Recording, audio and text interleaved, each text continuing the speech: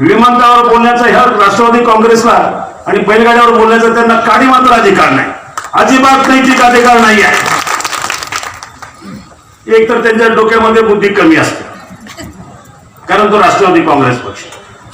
हा समोरचा उमेदवार मला वाटलं थोडा हुशार असेल. इथं वाड्यामध्ये काहीतरी भाषण केलं की विमानतळ गेल्यामुळे 1.25 लाख युवकांचा रोजगार बुडाला. आणि मग हिशोब करून दाखवलं, 1.25 लाख गुणिले 20,000 रुपये महिना पगार, त्याचे 10 वर्षाचे एवढे पैसे. आता हे डॉक्टरचं काम नाही, त्याचं काम ऍक्टिंगच असतं. आता विमानतळ का गेलं हे विचारायचं, माहिती काढायची. विमानतळाच्या संदर्भामध्ये आपल्याला सगळ्यांना माहिती आहे, एका खासदाराच्या विरोधामुळे जर या देशातला आणि जगातला मोठा प्रकल्प जर दुसरीकडे जात असेल, ही काय सरकारची नामोशी आहे. माझ्या एकट्याच्या प्रकल्पामुळे, एकट्याच्या विरोधामध्ये विमानतळ जाऊ शकतो? सरकार काय बसवतं, झोपून होतं? वस्तुस्थिती ती नाही आहे. वस्तुस्थिती अशी आहे, ज्या वेळेला विमानतळाची चौकशी व्हायला लागली, लोक सर्वे करायला जायला लागले एअरपोर्ट अथॉरिटीची, शेतकऱ्यांना विश्वासात न घेता डायरेक्टली त्यांच्या जमिनीमध्ये जाऊन मोजणी करायला लागले. शेतकरी हवालदिल झाला आणि शेतकरी जेव्हा माझ्याकडे आला, हरडायला लागला की आमची 5,000 एकर 5,500 एकर जमीन जाते, आम्हाला विश्वासात घेतलं जात नाही, काय होणार आहे माहिती नाहीये. अशा वेळेला तो खासदार किंवा आमदार शेतकऱ्याच्या बाजूने जर राहिला नाही तर तुमची आमदारकी खासदारकी काय कामाची नाही. मी माझ्या शेतकऱ्यांच्या बाजूने उभा राहिलो, म्हटलं हो, जोपर्यंत तुम्ही शेतकऱ्यांना विश्वासात घेत नाही, म्हटलं विमानतळाला माझा विरोध नाहीये, विमानतळ व्हावा, पण तो शेतकऱ्यांना विश्वासात घेतल्याशिवाय होऊ देणार नाही. आणि आजही मी त्या भूमिकेवर ठाम आहे. माझ्या शेतकऱ्यांच्या विरोधामध्ये जे काही कराल त्याला माझा विरोधच राहिलेला आहे. माझं तर म्हणणं होतं, मी पवार साहेबांची माझी बैठक झाली, ते मला भेटायला आले होते पुण्यामध्ये, भीमाशंकर ठाम आहे, याला सुद्धा जोड रस्ता करून पाहिजे, याला सुद्धा सुविधा दिल्या पाहिजे. आणि म्हणून 4 वर्षापासून मागे लागलाय. मग भीमाशंकरचा रस्ता जुन्नरच्या बनकर फाट्यापासून जुन्नर, खेड, घोडेगाव, भीमाशंकर आणि खेड नाही, खेडपर्यंत या रस्त्यासाठी 103 किलोमीटरच्या रस्त्यासाठी 983 कोटी रुपये मंजूर केले. त्याचं भूमिपूजन पण झालं. सांगण्याचा उद्देश आहे की हा भाग जर नॅशनल हायवेनं जोडला गेला, त्या रस्त्याला नवीन नॅशनल हायवेचा नंबर पडतोय. मग विचार करा की नॅशनल हायवे झाला, रस्ता रुंद, मोठ्या प्रमाणात वाढ झाली, तर पर्यटनाला इथून लोक डायरेक्टली तिकडनं जायची इकडनं जाऊ शकतात आणि पर्यटनाला मोठी चालना मिळेल. हे असे अनेक प्रकल्पासाठी सकारात्मक भूमिका फक्त ह्या सरकारनंच घेतलेली आहे. कामं सांगायला गेलं तर भरपूर आहे, पण आज काय झालं, निवडणूक आहे, थोडं राजकारण चालू आहे, काही कलाकारी सुद्धा करतात काही मंडळ, आणि राष्ट्रवादी काँग्रेस पक्ष तर खूप त्याच्यामध्ये माहीर आहे. आज माझ्यावर आरोप केला जातोय की मी समोरच्या उमेदवाराची जात काढली, पण मी भीमाशंकराची शपथ घेऊन सांगतो, मी असलं घाणेरडं राजकारण कधी केलं नाही. 15 वर्ष मी कोणाची जातपात बघितली नाही. मी शाहू फुले, डॉक्टर बाबासाहेब आंबेडकर आणि प्रबोधनकार ठाकरे यांच्या विचाराला मांडणारा कार्यकर्ता आहे. 2 महिन्यापूर्वीची 1.5 महिन्यापूर्वीची गोष्ट आहे. मातोश्री बंगल्यावर आम्ही सगळे गेलो होतो, तिथं सगळे पत्रकार बाहेर होते आणि ह्या राष्ट्रवादी काँग्रेसच्या आंबेगाव तालुक्यातल्या नेत्यांनी पत्रकार चॅनेलवर तिथं फोटो आणला होता. त्यांनी मला प्रश्न विचारला, तुम्ही नीट ऐका समजून प्रश्न काय होता. मला त्यांनी प्रश्न विचारला होता की डॉक्टर अमोल कोल्हे सारखा एक स्ट्रॉंग मराठा माणूस तुमच्या विरोधात उभा करणार आहे. डॉक्टर अमोल कोल्हे सारखा काहीतरी गफलत होते. डॉक्टर अमोल कोल्हे मराठा नसून माळी आहे. आता याच्यामध्ये मी काय जात काढली, पण त्यांना पाहिजे होतं ते काहीतरी खोटे नाटे आरोप करायचे आणि मग लोकांमध्ये पसरवायचं की शिवाजी आढळराव जातीचं राजकारण करतो. आज या सगळ्या मतदारसंघाला माहिती आहे कोण जातीचं राजकारण करतंय. मी नाही ना जातीचं राजकारण, आम्हाला ती शिकवण नाहीये. आज इतक्या घाणेरड्या पातळीवर चाललंय राजकारण. इथं सुद्धा मला वाटतं आले होते उमेदवार, जुन्नरमध्ये काल परवा सभा होती, एक संतापजनक घटना घडली. राष्ट्रवादी काँग्रेस पक्षाच्या ह्या सभेमध्ये कधी असं अपेक्षित नव्हतं मला. राजकारणासाठी इतके तुम्ही खालच्या पातळीवर जायला लागले. ते मंगलदास भाषण करत असतात. उदाहरण द्यायला लागलं, म्हणे आमचा उमेदवार चिकला आहे, गोरा कोणता आहे, समोरचा उमेदवार काळा आहे, म्हणजे मी काळा आहे, असू दे ना काळा. म्हणे आमच्या उमेदवाराला बघण्यासाठी गर्दी होते, महिला लाईन लावतात, दंगल करतात, महिलांची मारामारी होते. का तर म्हणे आमच्या महिला आणि लहान मुलं सगळे आमच्या चिकल्या उमेदवारांच्या पत्ती घ्यायला लाईन लावतात. अरे किती घाणेरडा प्रकार आहे सगळं. अशा प्रकारचं घाणेरडं राजकारण तुमचा उमेदवार चिकना असेल, पण हे सगळं भाषण होत असताना उमेदवार सुद्धा फिरी असत होता. ही शरद पवारांच्या राजकारणातली घसरलेली पातळी. का फक्त निवडणुकीसाठी? कशासाठी निवडणूक? की त्यांच्या डोळ्यात मी खपतोय, मी सांगतोय त्यांच्या डोळ्यामध्ये की हा माणूस 3 वेळा निवडून येतोय. त्यांना वाटतं की हा पुणे जिल्ह्याची जागीरदारी फक्त शरद पवारांकडे आहे, राष्ट्रवादीकडे आहे. इतर दुसरा खासदार, दुसरा आमदार निवडून यायला नको आहे, इथं फक्त राष्ट्रवादीच पाहिजे अशी अपेक्षा आहे. पण मला माहिती आहे, जोपर्यंत माझी मायगाव जनता माझ्या पाठीशी आहे तोपर्यंत मला कोणाची भीती नाही. तुम्ही किती काय करा, किती जोर लावा, आणि आतापर्यंत कधी जोर लावा, किती लोकांनी जोर लावा, पण मी फक्त लोकांच्या पाठिंब्यामुळे निवडून आलो. या भागातल्या सगळ्या गावांना तिकडे राजगुरुनगरला चौकात जायचं, एसटी स्टँडवर जाऊन ट्रॅफिकमध्ये अडकण्यापेक्षा परस्पर केदारेश्वर पुलापासून आपण पुण्याला वाहतूक करू शकता. या पुलाची मागणी 25 वर्षापासून होती. 25 वर्षापासून मागणी असलेली त्यांच्या काळामध्ये त्यांचं सरकार, त्यांचं उपमुख्यमंत्री, त्यांचे सगळे मंत्रिमंडळ त्यांचं असताना त्यांना करता आलं नाही. माझ्या सरकारच्या काळामध्ये तो रस्ता पण तो पूल मंजूर करून घेतला 12 कोटी रुपयाचा. आज त्यांचे माजी आमदार सांगतात की 42 पूल केले. आता कुठले 42 पूल कुठं केले हे माहिती नाही मला, त्यामुळे असे. पण माझा एक पूल या खेड तालुक्याच्या विकासामध्ये सगळ्यांना ठळकपणे दिसतोय की हे काम असं असावं. हे झालं ट्रॅफिकच्या संदर्भामध्ये. पुणे नाशिक रेल्वेच्या संदर्भामध्ये मी आपल्याला अजून सांगू इच्छितो. 10 वर्ष मी त्यांच्या काळातल्या प्रत्येक रेल्वे बजेटमध्ये शिवसेनेचा प्रतिनिधी म्हणून माझं लीड भाषण असायचं. सरकारला मी कडाडून हल्ला करायचं की माझ्या मतदारसंघामध्ये पुणे नाशिक रेल्वेला मंजुरी द्या. दुर्दैवानं त्यांनी रुपया दिला नाही, दमडा दिला नाही. माझं सरकार आलं 2 वर्ष मी पाठपुरावा केला सुरेश प्रभूंच्याकडे. आदरणीय पंतप्रधान नरेंद्रजी मोदी यांना पण भेटलो आणि 2016 साली या प्रकल्पाला सरकारनं मंजुरी दिली सुरेश प्रभूंनी. आज तुम्हाला सगळ्यांना त्यातलं काही दिसत नाही. या तालुक्यातल्या ह्या जिल्ह्यातल्या लोकांना एवढं गांभीर्यानं दिसत नाही की रेल्वे प्रकल्प काय. पण माझं स्वप्न मी गेले 15 वर्षापासून पाहतोय. ह्या माझा पुणे आणि नाशिक 2 शहराला जोडणारा रेल्वे मार्ग झाल्यानंतर खऱ्या अर्थानं ह्या परिसरातल्या जनतेमध्ये एक वाहतुकीच्या माध्यमातून एक औद्योगिकरण वाढेल, त्याच्या माध्यमातून एक प्रवासाचं हे झालं, शेतीच्या मालाची ने-आण जाण्यासाठी एक खूप मोठा क्रांतिकारी निर्णय होईल. आणि ही रेल्वे मी जाहीरपणे सांगतो तुम्हाला, कोणी किती ओरडू द्या, काँग्रेसच्या सरकारच्या काळामध्ये अशा प्रकारचं कुठल्याही या मतदारसंघासाठी सकारात्मक निर्णय घेण्यात आला नाही. आज माझ्या समोरचा उमेदवार याच ठिकाणी आला भाषण करून गेलो की बैलगाडा शर्यती आणि विमानतळावर बोलला. विमानतळावर बोलण्याचा ह्या राष्ट्रवादी काँग्रेसला आणि बैलगाड्यावर बोलण्याचा त्यांना काही मात्र अधिकार नाही, अजिबात नैतिक अधिकार नाही आहे. एक तर त्यांच्या डोक्यामध्ये बुद्धी कमी असते, कारण तो राष्ट्रवादी काँग्रेस पक्ष. हा समोरचा उमेदवार मला वाटलं थोडा हुशार असेल. इथं वाड्यामध्ये काहीतरी भाषण केलं की विमानतळ गेल्यामुळे 1.25 लाख युवकांचा रोजगार बुडाला. आणि मग हिशोब करून दाखवलं, 1.25 लाख गुणिले 20,000 रुपये महिना पगार, त्याचे 10 वर्षाचे एवढे पैसे.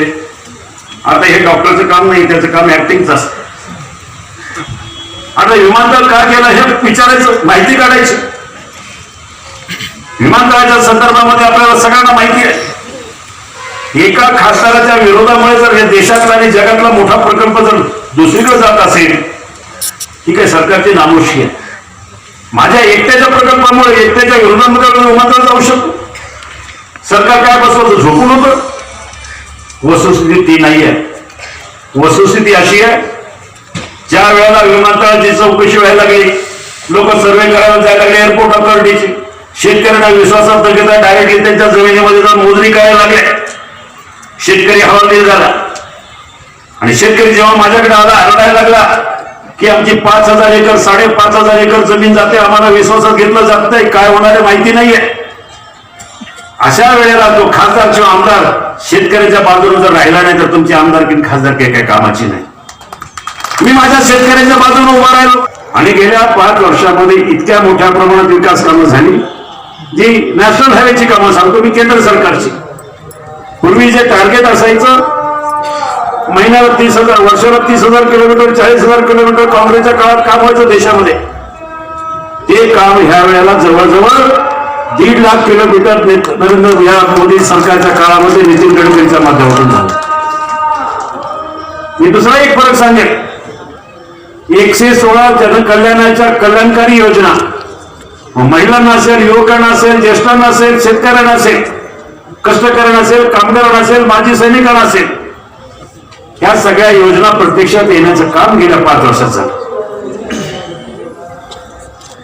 हे झालं देशाच्या पातळीवर, जगाच्या, राज्याच्या पातळीवर.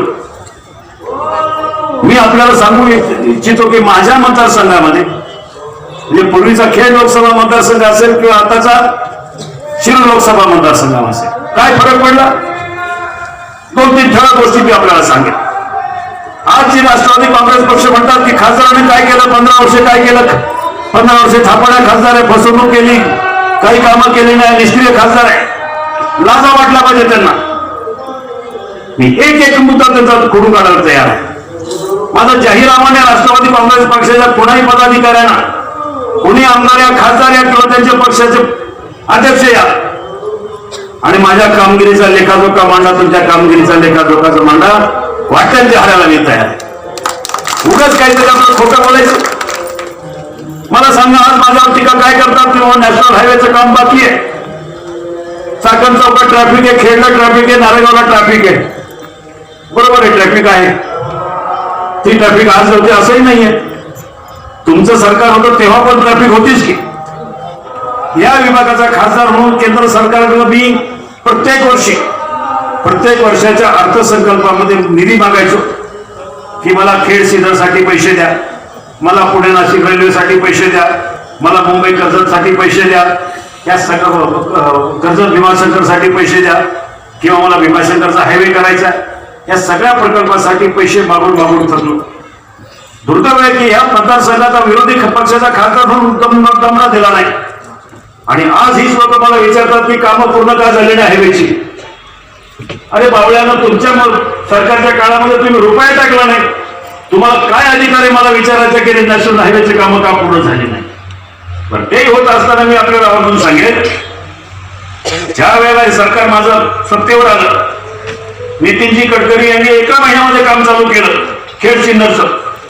2014ला काम चालू केलं, 2016ला 80% काम पूर्ण झालं. 139 किलोमीटर पैकी 112 किलोमीटर झालं. जे तुम्हाला त्याच्यामध्ये कधी नव्हतं ते आम्ही करून दाखवलं. दुर्दैवानं काही ठिकाणी शेतकऱ्याच्या जमिनीची अडचण आली, काही कोर्ट मॅटर झाले म्हणून समजा, उदाहरणार्थ खेडचा बायपास, नारायणगावचा बायपास, आळेफाटाचा बायपास, ह्या गोष्टी जरी होऊ शकल्या नाही, पण मी आपल्याला आवर्जून सांगतोय, बायपासचे कामं झाले नाही, जमिनी ताब्यात नाही मिळाला म्हणून मी गप्प बसलो, अजिबात नाही. ट्रॅफिक वरून मार्ग कसा काढायचा, मग खेड असेल, नारायणगाव असेल, अंतर्गत रस्त्यासाठी जवळजवळ 39 कोटी रुपये मंजूर करून आणले. बायपासचं काम पूर्ण व्हायच्या अगोदर 39 कोटी रुपये मंजूर करून आणणं ही भारत देशातली पहिली घटना आहे. बायपासचं काम पूर्ण झाल्यावर रस्त्याला पैसे टाकतात, पण ते काम पूर्ण व्हायच्या अगोदर 39 कोटी रुपये करून आणले. आज तुम्ही पाहताय खेड मधल्या रस्त्याचं रुंदीकरण चालू आहे, अगदी टोल नाक्यापासून तर स्वामिनी हॉटेलपर्यंत. नारायणगावला पण तशीच आहे, काहीतरी मार्ग काढतोय. केदारेश्वरचा काळात नाही. लोक म्हणतात तुम्ही काय केलं, ही काम आम्ही केली. अष्टविनायक जोड रस्ते आपल्या तालुक्यामध्ये अष्टविनायक नाहीये, पण मला सांगा, अष्टविनायक जोड रस्ता ही किती वर्षाची मागणी, अनेक वर्षाची मागणी आहे. मी सुद्धा गेले 2010 पासून मागतोय की अष्टविनायकाचे रस्ते जोडले पाहिजे, रस्ते जोडले पाहिजे, जाळं उभं केलं पाहिजे. या सरकारनं मी 2014ला पुन्हा मागणी केली मुख्यमंत्र्याकडे, चंद्रकांतदादा पाटलाकडे, आणि 2015 पासून जी मागणी करतोय त्याला 835 कोटी रुपयाचं टेंडर मंजूर केलंय. सगळे अष्टविनायकाच्या रस्त्याचं काम चालू झालंय, टेंडर निघालंय आणि मोठ्या प्रमाणामध्ये प्रवाशांची सोय होईल. किती मोठा प्रकल्प आहे. नरेंद्रभाई मोदी पंतप्रधान झाल्यानंतर त्यांनी पाहिलं की देशभरातली महत्वाची धार्मिक स्थळं किंवा आदिवासी पर्यटन स्थळ ही जोडली पाहिजे, ती प्रकाशात आणायची. त्यांनी त्यामध्ये काय निवडलं? पहिलं पंढरपूर निवडलं, अयोध्या निवडलं. ही मोठी धर्मक्षेत्र निवडत असताना मला कुणकुण लागली. मी त्या सरकारकडे गेलो, त्या अधिकाऱ्याकडे गेलो, म्हटलं आमचं 12 ज्योतिर्लिंगापैकी भीमाशंकर एक ठाण आहे, याला सुद्धा जोड रस्ता करून पाहिजे, याला सुद्धा सुविधा दिल्या पाहिजे. आणि म्हणून 4 वर्षापासून मागे लागलाय. मग भीमाशंकरचा रस्ता जुन्नरच्या बनकर फाट्यापासून जुन्नर, खेड, घोडेगाव, भीमाशंकर आणि खेड, नाही खेडपर्यंत या रस्त्यासाठी 103 किलोमीटरच्या रस्त्यासाठी 983 कोटी रुपये मंजूर केले. त्याचं भूमिपूजन पण झालं. सांगण्याचा उद्देश आहे की हा भाग जर नॅशनल हायवेनं जोडला गेला, त्या रस्त्याला नवीन नॅशनल हायवेचा नंबर पडतोय. मग विचार करा की नॅशनल हायवे झाला, रस्ता रुंद, मोठ्या प्रमाणात वाढ झाली, तर पर्यटनाला इथून लोक डायरेक्टली तिकडनं जायची इकडनं जाऊ शकतात आणि पर्यटनाला मोठी चालना मिळेल. हे असे अनेक प्रकल्पासाठी सकारात्मक भूमिका फक्त ह्या सरकारनंच घेतलेली आहे. होऊ द्या ना, माझं काही हरकत नाही. विमानतळ झालं तर जास्त प्रवास विमानाचा मीच करणार आहे तिथून. पण ते करत असताना काही विश्वासात शेतकऱ्यांना का कळू द्या ना की बाबांना तुमचा फायदा होणार आहे किंवा तुमचं वाटोळ होणार आहे. कळू द्या तुम्हाला काय भाव मिळणार आहे, किती मिळणार आहे, तुमचं पुनर्वसन कसं होणार आहे. 5 सर्वे झाले, 5 सर्वे झालं, कुणाला काही सांगितलं नाही. 2013ला 6वा सर्वे झाला. त्यावेळेला एअरपोर्ट ऑथॉरिटी दिल्लीची असलेली सर्वे करणारी सरकारची कंपनी आहे. त्या कंपनीनं असं जाहीर केलं, रिपोर्ट दिला सरकारला 2013 मध्ये की खेड तालुक्यामध्ये जी जागा बघितली त्या ठिकाणी एअरपोर्ट होऊ शकत नाही, कारण तिथं 5 टेकड्या आहेत आणि सरळ जमिनी जवळजवळ 5 किलोमीटरचा सरळ सपाट मैदान पाहिजे. एका बाजूला नदीचा अडथळा आहे, त्यामुळे ह्या खेड तालुक्यामध्ये विमानतळ होऊ शकत नाही असा निर्वाळा दिला. तो रिपोर्ट राष्ट्रवादी काँग्रेस पक्षानं तसाच दाबून ठेवला. का? त्यांना माझ्यावर टाकायचं होतं, ढकलून द्यायचं होतं की खासदारामुळे एअरपोर्ट झाला नाही, अशा प्रकारचं षडयंत्र त्यांनी दाबून ठेवलं. वस्तुस्थिती अशी की एअरपोर्ट तसा तांत्रिकदृष्ट्या सरकारचं पत्र आहे, मी आपल्याला पुस्तकात सगळ्यांना दिली, त्याच्यामध्ये स्पष्ट आहे. उगाच काहीतरी आपल्याला टीका करायची म्हणून करायची.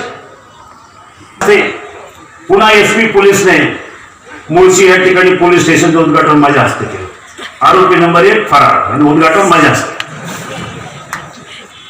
आज मला अभिनंदन सांगावं वाटतं. आज बैलगाडा आंदोलनाच्या माझ्यावर 3 केसेस आहेत. महेश वांगीवर एक केस आहे, शरद सोनेंवर केस आहे, सुरेश गोरेंवर केस आहे.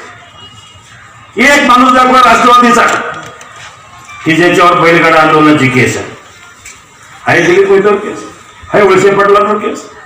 अजिबात नाही. यांना फक्त बैलगाडा शर्यतीचं राजकारण करायचं. माझ्या समोर, मी त्यांच्या समोर बरोबर असतानाची गोष्ट आहे. अजित पवार आणि वळसे पाटील बसले, ते काही लोक आले ते बैलगाडा घाटाची मागणी करायला. हे बैलगाडाचा नाद काय चांगला नाही, भिकारपणाची लक्षण आहे, त्यापासून दूर राहा. आणि आज तीच मंडळी विचारतात बैलगाडा शर्यतीसाठी काय केलंय. बैलगाडा मालकांना भडकवण्याचं, त्यांची माथी भडकवण्याचं काम करतायत. हा घाणेरडं राजकारण फक्त राष्ट्रवादी करू शकतो. आता नवीन उमेदवार उभा राहिला तर बोलायला माझ्यावर काय. ह्या तालुक्यामध्ये किती मोठ्या प्रमाणात आमूलाग्र बदल झाला हे तुम्ही स्वतःहून बघा. फक्त ह्या गटामध्ये गेल्या 3 वर्षामध्ये विकास कामाची संख्या जवळजवळ 80 कोटी रुपये फक्त एका गटामध्ये. सुरेश भाऊ आमदार होऊन सगळ्या मतदारसंघामध्ये रस्त्यांचा जाळा बजेटच्या माध्यमातून असेल, मुख्यमंत्री ग्राम सडक योजनेच्या माध्यमातून असेल, खूप मोठं रस्त्याचं जाळं उभं केलंय. आपल्या सगळ्यांची जुनी मागणी कर्जत भीमाशंकर रस्ता, हे रस्ते 25 वर्षापासून मागतो आपण सगळेजण. या भागाचं स्वप्न आहे. का काय राष्ट्रवादी काँग्रेस पक्षाच्या काळामध्ये का नाही झालं? नुसत्या घोषणा झाल्या. आम्ही विरोधात असताना सुद्धा मागून सुद्धा तुम्ही दिलं नाही. तुमचं उपमुख्यमंत्री मुख्यमंत्री सगळं काय तुमचं असताना तुम्हाला करता आलं नाही, कारण ह्या भागाकडे तुम्हाला नुसतं ह्या भागातल्या लोकांना वापरायचं होतं. पण हे सरकार सत्तेवर आल्यानंतर जे काही कायदेशीर अडचणी होत्या, मग फॉरेस्ट कायद्याची अडचण असेल, मग ते भोपाळला जायचं असेल, नागपूरला जायचं असेल, या सगळ्या अडचणी आम्ही सोडून आणल्या. राज्य सरकारनं त्याच्यावर सर्वे करण्यासाठी पैसे टाकले. 5 कोटी रुपयाचं टेंडर काढलं, रस्त्याचं सर्वेक्षण चालू झालं 6 कोटी रुपयाचं. मी आपल्याला आवर्जून सांगेन, इकडची दुनिया तिकडे हो, बाकी प्रचार कोणी काही करो, 100% सांगतो भीमाशंकरच्या पायथ्याशी बोलून आपल्याला हा रस्ता आम्ही करणार म्हणजे करूनच दाखवणार. या भागाचं स्वप्न आहे, आम्ही 15 वर्षापासून पाहतोय, तुम्ही आम्ही सगळ्यांनी पाहिलंय आणि ते आम्हाला पूर्ण करायचं. त्यासाठी तुमची ताकद आम्हाला पाहिजे. आम्ही इलेक्शनला उभं राहिलो म्हणून बोलतो असं नाहीये, पण ह्या भागातल्या जनतेला खऱ्या अर्थानं पर्यटनाच्या माध्यमातून उद्योगधंद्याच्या चालण्यातून की नाशिक फाट्यापासून खेडपर्यंत रस्ता करत असताना त्या रस्त्यावर मेट्रो पण झाली पाहिजे. आणि ही मेट्रो होण्यासाठी रस्त्याच्या डिझाईन मध्ये चेंजेस करण्यासाठी वर्ष गेलं. योगायोगानं तो प्रकल्प तयार झालाय, त्याच्यासाठी पैसे मंजूर आहे. ज्या अर्थी टेंडर काढले त्या अर्थी तो पैसे सुद्धा त्या रस्त्यासाठी प्रकल्पासाठी मंजूर आहे. फक्त आचारसंहिता संपल्यानंतर मी आपल्याला आवर्जून सांगेन, नाशिक फाटा ते चांडोली हा 26 किलोमीटरच्या रस्त्यासाठी 1200 कोटी रुपयाचं आपण प्रोव्हिजन करून ठेवलं. त्या ठिकाणी 3 बायपास आहे, 3 फ्लायओव्हर आहे. मग चाकणला असेल, मोशीला असेल, चिंबळी असेल. एकंदरीत हा सगळा ट्रॅफिकचा प्रश्न माझ्या दृष्टीने अतिशय महत्वाचा आणि ते मी सोडवतोय.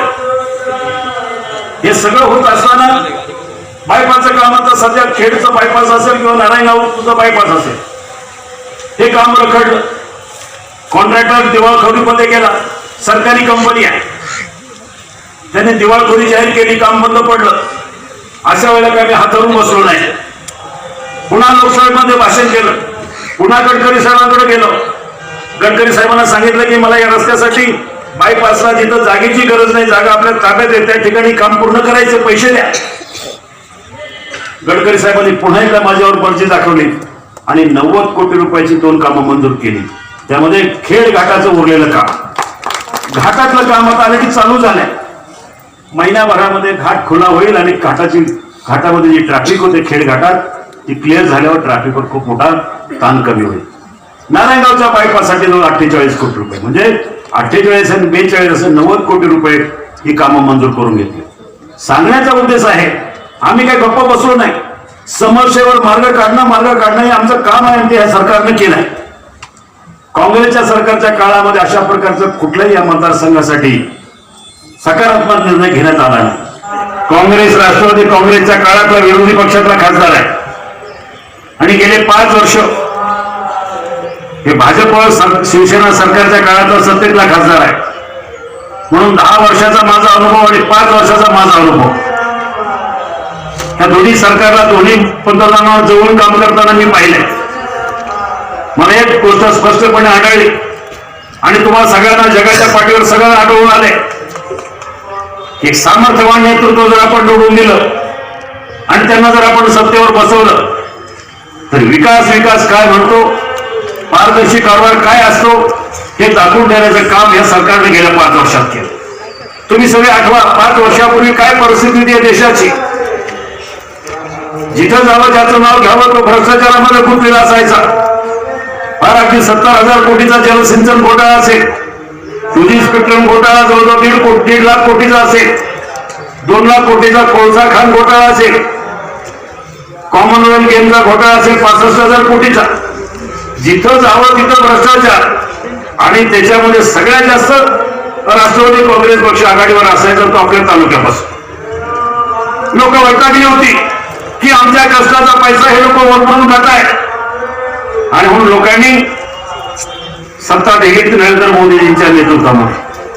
आणि 5 वर्षामध्ये आपल्याला सगळ्यांना विचारायचं आहे, 5 वर्षामध्ये नरेंद्र मोदींच्या सरकारमध्ये एकाही मंत्र्यानं भ्रष्टाचार केलेला आपल्याला आढळून आला नाही. आरोप काही करतील, पण खऱ्या अर्थानं पारदर्शी कारभार, भ्रष्टाचारमुक्त कारभार काय आहे तो गेल्या 5 वर्षात केला. भ्रष्टाचाराचे पैसे वाचले ते विकास कामामध्ये खर्ची आहे. आणि गेल्या 5 वर्षामध्ये इतक्या मोठ्या प्रमाणात विकास कामं झाली, जी नॅशनल हायवेची कामं सांगतो मी, केंद्र सरकारची.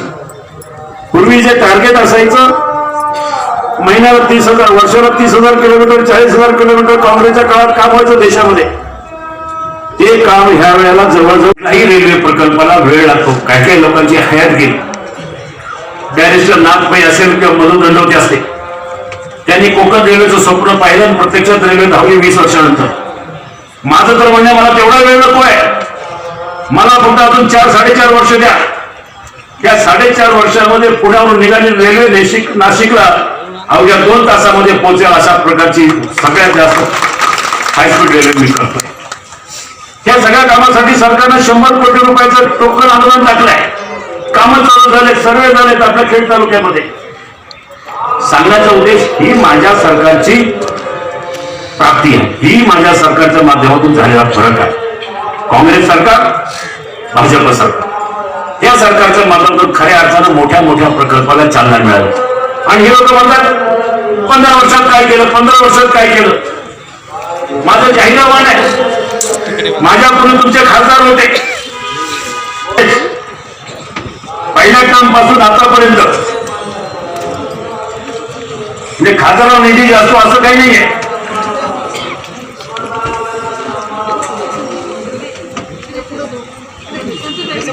म्हणजे शाळेच्या कम्प्युटर असेल किंवा साकव असेल, ह्या गावामध्ये 2 साकव असेल, शाळा असेल, गेल्या 3 महिन्यापूर्वी बंदिस्त गटारासाठी 6 लाख रुपयाचा निधी असेल, जवळजवळ 13 वेळा खासदार निधी टाकलाय. छोटा मोठा गेल्या 13-14 वर्षात असं प्रत्येक गावामध्ये काही ना काहीतरी खासदार निधी टाकलाय.